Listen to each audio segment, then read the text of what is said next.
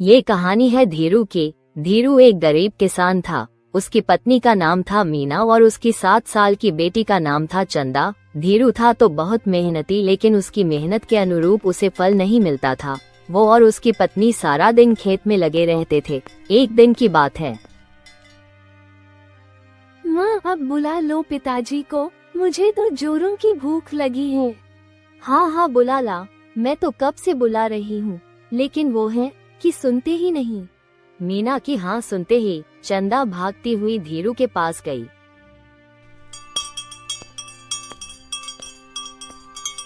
बाबा, अब बस भी करो, चलो जल्दी से खाना खाने, नहीं तो मुझे भूख से चक्कर आ जाएगा और देखो इन बैलों को भी चक्कर आ जाएगा। ठीक कहती हो तुम, चक्कर तो आ सकता है, चलो चलता हूँ। धीरू ने बैलों को एक पेड़ के नीचे बांधा, उन्हें खाने को दिया और फिर वो भी उसी पेड़ के पास अपनी पत्नी और बेटी के साथ खाना खाने के लिए बैठ गया। मीना ने खाना निकाला और वो सभी खाना खाने लगे।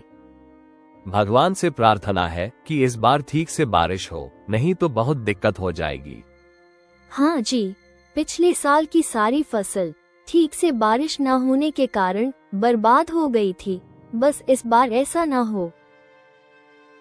पिछले साल धीरू ने मीना के जेवर बेचकर बीज और खाद खरीदा था। बहुत उम्मीद के साथ जब वह बीज बो रहा था तो उसे लगा कि इस बार बहुत अच्छी फसल होगी, लेकिन कम बारिश के कारण उसकी लगभग सारी फसल बर्बाद हो गई थी। इस बार फिर से उसने खेतों की तैयारी की, लेकिन बीज और खाद खरीदने के पैसे उसके पास नहीं थे। और चारा भी क्या है, महाजन लाल सिंह के पास जाने के अलावा पिछली बार तो मेरे जेवर थे तो काम चल गया था, इस बार कैसे होगा। मुझे उसके पास जाने का बिल्कुल भी मन नहीं करता, वो बहुत ही बदमाश है। एक बार जो उससे पैसे ले लिए तो उसका ब्याज कभी खत्म ही नहीं होता, पता नहीं उसका हिसाब कौन सा है। पूरी रात धीरू को नींद नहीं आई। उसे समझ नहीं आ रहा था कि पैसों का इंतजाम कैसे होगा। लाल सिंह के पास से पैसे तो तुरंत मिल जाते, लेकिन उसके कई दोस्त उसके चंगुल में आकर अपनी जमीन तक गंवा चुके थे। समझ नहीं आ रहा क्या करूं, कहां से लाऊं पैसे।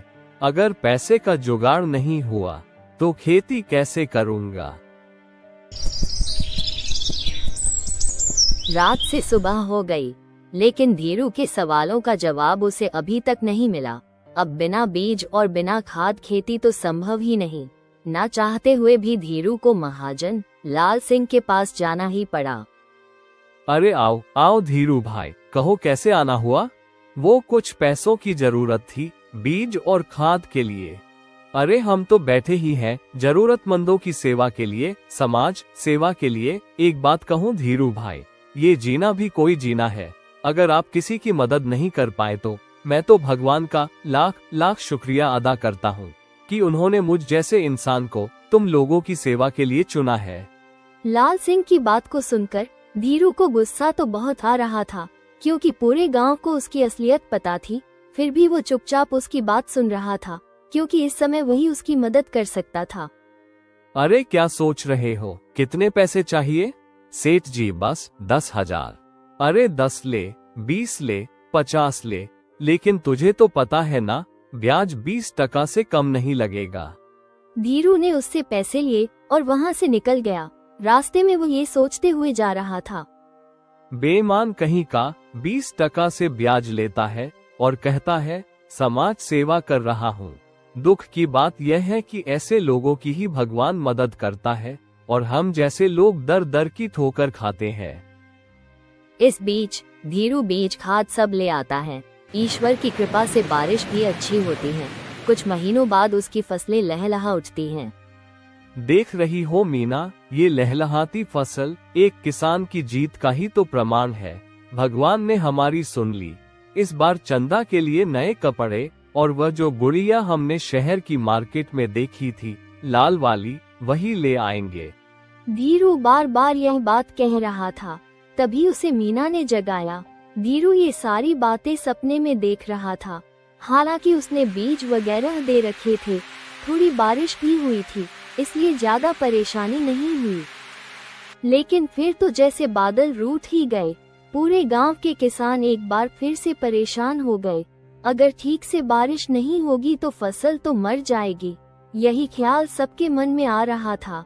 दिन बीतते जा रहे थे, लेकिन बारिश का नामो निशान नहीं था। आखिरकार वही हुआ जिसका डर था। इस साल भी बारिश थोड़ा ही हुई। इस साल भी इतनी बारिश नहीं हुई जितनी की जरूरत थी। बारिश के अभाव में किसानों की सारी मेहनत बर्बाद हो गई। लेकिन इन सब बातों की फिक्र लाल सिंह को नहीं थी। वह गांव वालों से अपने पैसे वसूलने के तगादे में निकल पड़ा। हरिया, अरे हरिया, कहाँ मर गया रे? हरिया ने दरवाजा खोला। उसे देखकर लाल सिंह गुस्से में आग बबूला हो गया और बोला, अबे मर गया था क्या? भला इतनी देर लगती है दरवाजा खोलने में? चल मेरे पैसे निकाल। पैसे तो अभी नहीं है, आपको पता है ना, इस बार भी बारिश नहीं हुई, खेतों में फसलें मर गई हैं। तो फिर तू भी जाकर मर जा, लेकिन मेरे पैसे देकर, समझा तू? कहाँ से लाऊं मैं पैसे? अबे पागल वागल हो गया है क्या? चोरी कर, डाका डाल, नहीं तो अपना खेत मेरे नाम कर, चल।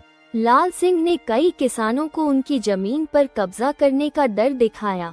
उसके डर से हरिया और बिरजू ने गांव के ही पीपल के पेड़ से लटक कर आत्महत्या कर लिए। उन दोनों की बेटियां चंदा की सहेली थी। अब तो चंदा के मन में भी डर समा गया। लाल सिंह उनके घर भी आएगा, क्योंकि उसके पिता ने भी कर्ज ले रखा था। कहीं उसके पिता भी ऐसा कुछ न कर दे। वो बेचारी बहुत डर डर कर रहने लगी। एक रात की बात है, सभी लोग सो रहे थे, तभी धीरू सबको सोता हुआ छोड़कर घर से बाहर निकल गया। जब वो बाहर जा रहा था, चंदा की नींद खुल गई। उसने इतनी रात को धीरू को अकेले बाहर जाते देखा। चंदा ने कुछ नहीं कहा, लेकिन वो धीरू के पीछे पीछे जाने लगी।